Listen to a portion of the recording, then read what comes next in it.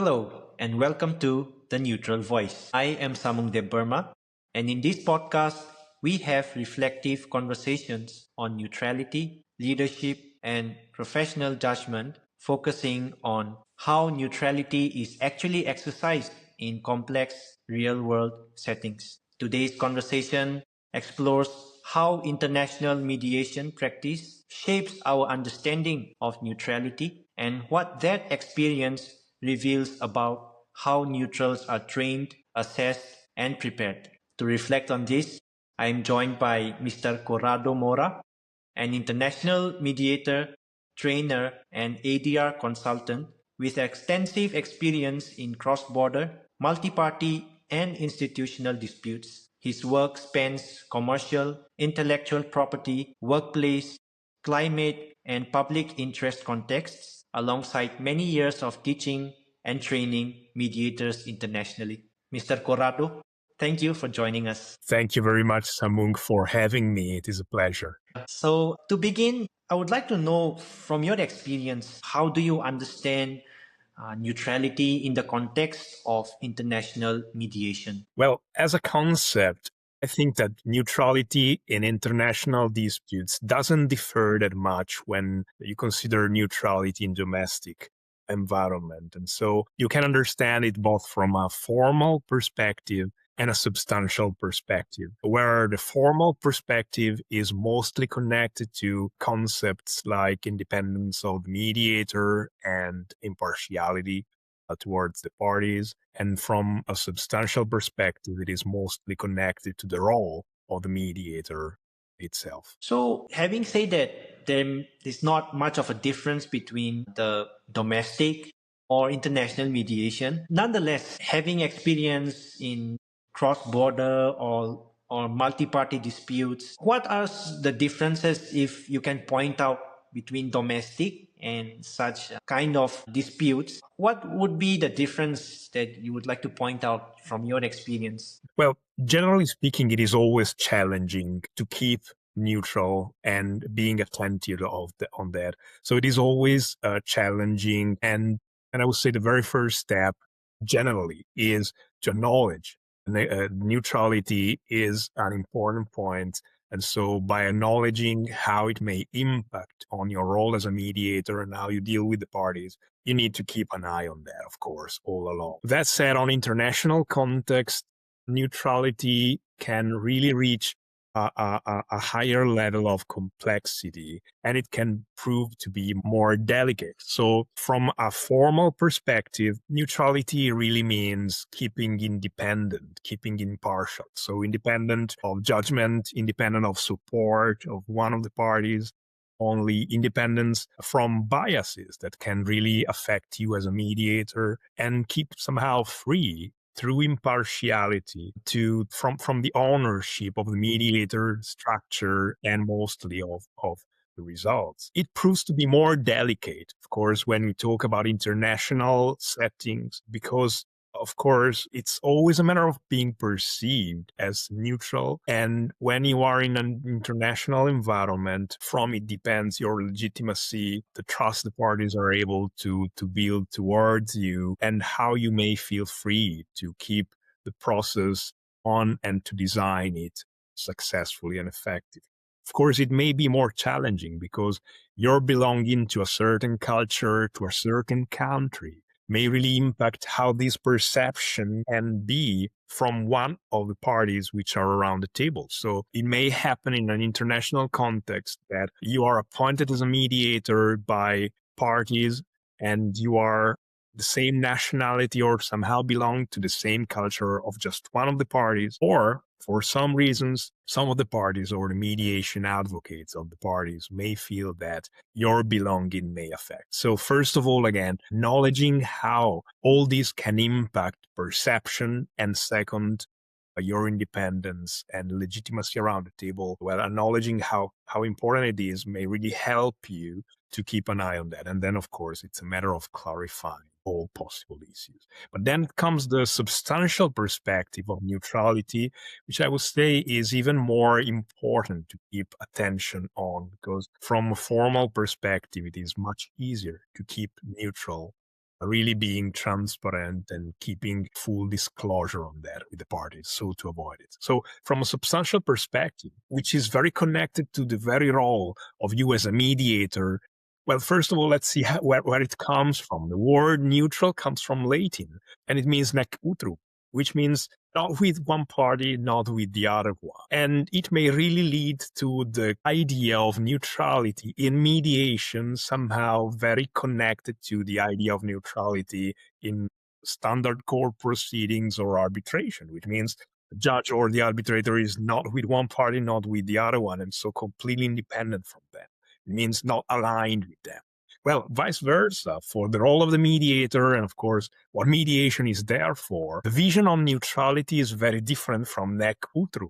And so if it really would mean not to be aligned, to me, in mediation, it really means to be multi-aligned. You are at the same time very aligned to all the parties you have, and you are very ready and completely available to embrace, collaborate, and support each and every parties you have around the table. Of course, also despite from their culture and the country they come from.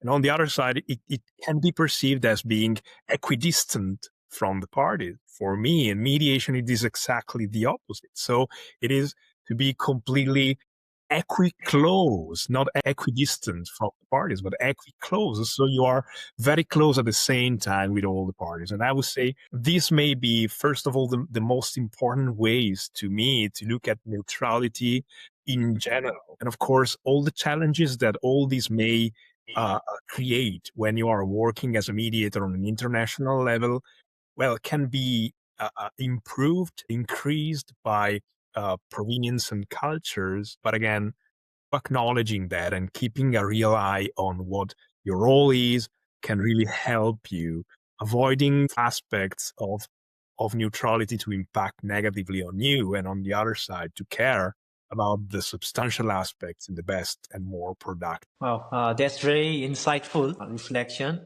as well as in the first and foremost to acknowledge the role that you are playing. And I think the relationship that you have described between mediation and neutrality, and the substantial aspect of the mediation that cannot be overlooked, I think that's very knowledgeable and insightful.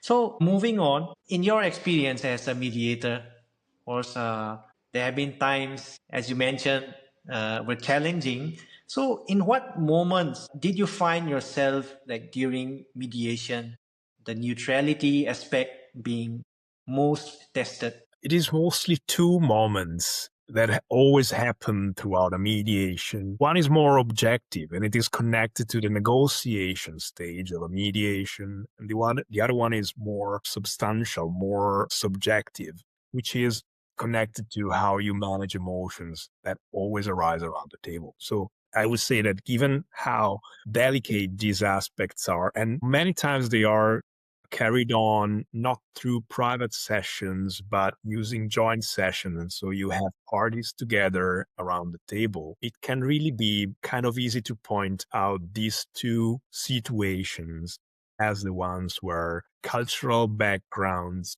and in general, the international nature of a mediation can impact more. So you can have very different negotiation styles coming from different cultures. You can have different ways to go through the ballot of offers and counter offers, the need to refer to hierarchical issues for accepting possible offers. And so all this connected to the negotiation stage. And of course, on a more substantial level, managing emotions is also very, very connected to this. You can have cultures which are very, very ready to discuss transparently how they felt when the conflict arose or during the conversation at the table, while you can have other people which can find it more challenging and more difficult. Understanding that as a mediator, first of all, can really help you dealing with this diversity, also to structure the process through private sessions or joint sessions as it depends, and it's more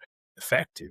Of course, it can really help you to address the point for creating a more educational mediation for the parties to understand. one more aspect where I can find the international environment affecting or impacting on a mediation is connected to mediation advocates. And it means typically lawyers who can be beside the parties, so the clients around the table. And you can have not cultures, but I would say more jurisdictions where you have mediation, which is more included into the legal system. Countries, typically, you can have a participation from mediation advocates and so lawyers, which can more easily resemble how they would behave if it was not a mediator sitting with them around the table, but a judge. And so it's also a matter of keeping in touch with the education and legal system from where a party comes. And so the mediation advocates and lawyers possibly understand whether they are expecting from you something which is not connected to your role as a mediator, and of course, how to help them gaining understanding and effectiveness during the mediation. It also connects to cultural aspects. Thank you. That's very insightful, the two most challenging from your experience. So speaking about negotiation, now there will be like the parties and there are high chances that there will be power asymmetries or strong emotions, and you spoke about even like cultural differences and expectations along with that. So in such times, practically, as a mediator, how do you play your role as a neutral in those moments? Well, first of all, as I was mentioning before, the very first step is within you as a mediator, and it means keeping attention on it, keeping focus, acknowledging that impacts can be there because of cultural belonging. So acknowledging this, keeping an eye on that, and of always keeping it as central in your understanding of what is happening around the table. Second thing is that you really don't want to keep it as your own responsibility as a mediator, or at least this is something that I really like doing, because many times conflict itself and not just what is happening around the table got impacted by cultural belonging. And so I don't want to keep responsibility of understanding cultures on my own as a mediator just for the sake of improving my rapport with the parties only. But I also wish to circulate this kind of education, let's call it like that, towards the parties and for the parties' sake. So when you have culturally impacted mediation, what I really wish to do is making part of my exploration stage, well, not just as usual, what is underneath the initial positions or what created the conflict.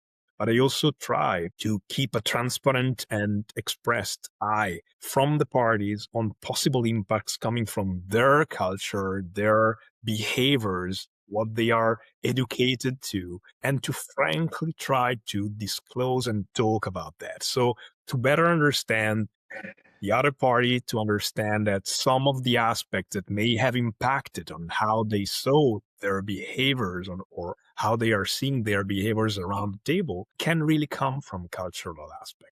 And again, trying to circulate this understanding through exploration and through cultivating a conversation on cultural aspects connected to negotiation or managing or displaying emotions and on is really focused to me for this. So the challenge will be, in a word, not to avoid cultural impact, which is always there, but first of all, not to acknowledge it yourself and not to have the parties to acknowledge that.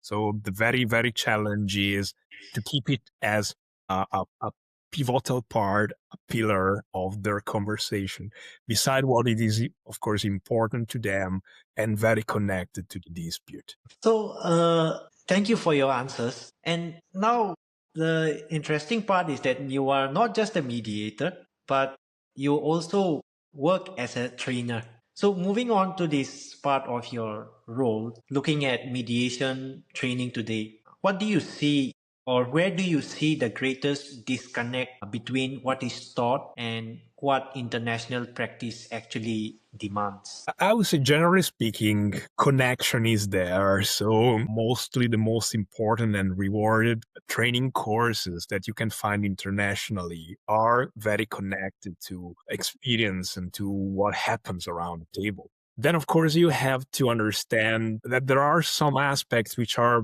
easier to discuss about and explain to people you have around during a training course, and some aspects which are more difficult. Of course, it is kind of easier to go through the usual Harvard negotiation theory, for example, when it comes to the impact that a mediator can bring and have on the table. So all the times you can definitely find a very structured part of mediation trainings, which are there to explain participants how you can separate people from the problem, focusing on interests, helping the parties to create options and so new ideas based on interests, and with that being able to enlarge the cake, as it is usually said, which is of course useful, and it is of course something that a mediator helps the parties doing and still central of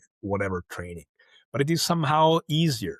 It is easier because it becomes logical and somehow easier to understand from people who are training themselves, perhaps for the first times as a mediator.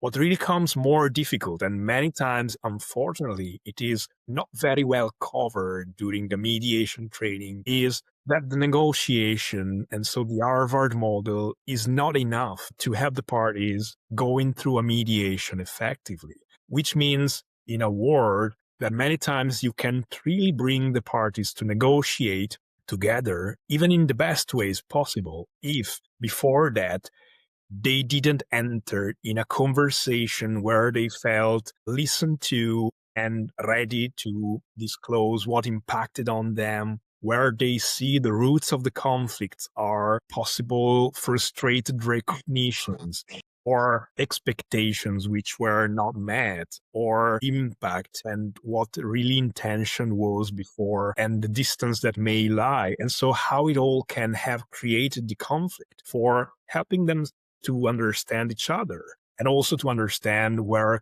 communication may have failed before the mediation begins. And it can be one of the roots of the conflict too. So this is usually something that is taught during mediation trainings, but given how more complex and difficult it is to really connect with and to convey to your trainees, many times it is a bit out of focus. While I think it is very central, mediation is also to help gaining understanding, mutual understanding, and many times it is just a precondition for a negotiation to happen later on. And of course, it is very connected to the topic of our conversation, which is cultural belonging and how people coming from different backgrounds can have contributed to the conflict from different perspectives. And so how this kind of education can really help them understanding the conflict, understanding each other, understanding what happened, and so finding solutions. And I think it connects to what I just said in the previous question, which is circling all this understanding is really pivotal for a mediator. And so I think it must be pivotal also for a mediation trainer to discuss about when training mediation. Oh, that's a very clearly articulated answer to the question. So just an addition to what you have already answered and I have asked, beyond these techniques and frameworks, what aspects of neutrality do you find hardest to teach? Okay, the teaching part may have been covered, but as far as assessment is concerned, how do you assess your students or people whom you have been training? Well, in international mediation, neutrality operates as a continuous professional practice, one of that really must be enacted, tested, and recalibrated throughout the process. It's not just a picture that is kept all along a mediation or your professional experience. So rather than something a mediator simply has, neutrality emerges through a series of micro choices, to say how questions are framed, when to intervene, when to remain silent, how to pay attention and help parties to pay attention to each other during the mediation, and how to structure the process So each interaction subtly contributes to how neutrality is perceived and experienced. It is not a fixed thing. It varies and happens throughout. It is somehow a living thing. And from lived practice, neutrality often feels less like standing in the middle and more like maintaining balance between competing professional demands, empathy and restraint, engagement, distance, responsiveness, non-directness. So importantly, parties rarely assess neutrality as an abstract ethical posture. So they really feel it and assess it relationally and over time. It is something that really changes and progresses through a mediation. And so these reveal a significant disconnect with how neutrality is often taught. And I come to the answer. Training frequently treats neutrality as a precondition, something, a status, let's say, that really exists as the outset, something which is there, must be there, captured at the very beginning of a mediation, there forever. While practice really reveals neutrality as an ongoing responsibility, which is requiring awareness, self-monitoring, the capacity to correct course. So in this sense, neutrality is not something that a mediator just declares during opening statement or throughout the mediation. It is something that really continuously, and others, the parties, continuously test. They assess it, even if they don't acknowledge they are testing. And this is the hardest part, I think, to teach. And of course, also to assess, which is helping mediators to continuously focus on how challenging neutrality, evolving neutrality is, but also how it is engaging and a very useful key to keep your attention and enable you to become somehow a circulator of understanding. Understanding first, and then helping the parties to understand each other. Thank you. So, as we come towards the closure, what responsibility do experienced international mediators have in shaping how future neutrals are trained and prepared? But I think experienced international mediators have a pretty important role here. And I think even more than we somehow and sometimes realize. It is not just a matter of teaching techniques, frameworks, or the main characteristics of a mediation. So what we really hope to the next generation, to the new mediators, is helping them to develop judgment first. So how to sit around the mediation table without a clear view, but with some uncertainty, helping them to keep open. So how to read a room across cultures, how to make good decisions when, of course, the handbook of a mediator doesn't quite fit the situation. It means how to really keep an eye on what is happening in front of you, how to keep your own cultural differences as a kind of an alarm bell for you to keep attentive on this and understanding development of conversation, intervening in the most fitting way for your alarm bells to become a possible topic of a conversation. And then we also have responsibility to be honest, and I would say, about culture. Instead of passing on simply cultural rules, we should be teaching curiosity, self-awareness, and humility. So how to ask better questions rather than assume that we already know the answers. It comes to preparation, I would say. And of course, preparing it is a very important aspect for mediators going to manage a mediation with international differences. But you can just rely on a book or what you know about a culture, because of course you may be surprised all along the way. There are some cultures which are really described throughout the years as done in a certain way, but then you have someone belonging to that culture, but for example, that one studied from day one in a different country, absorbing a different culture. And then, of course, this can surprise you, and it is a very useful surprise, but you have to be open to acknowledge that. If you just go thinking that someone coming from one country will just bring their own cultural aspects, full stop, you may really come into possible issues. And then by the end, we are all different. And so it means that even in a very domestic mediation with people coming from the very same country and the very same education background, well, even in such a case, we can really be different.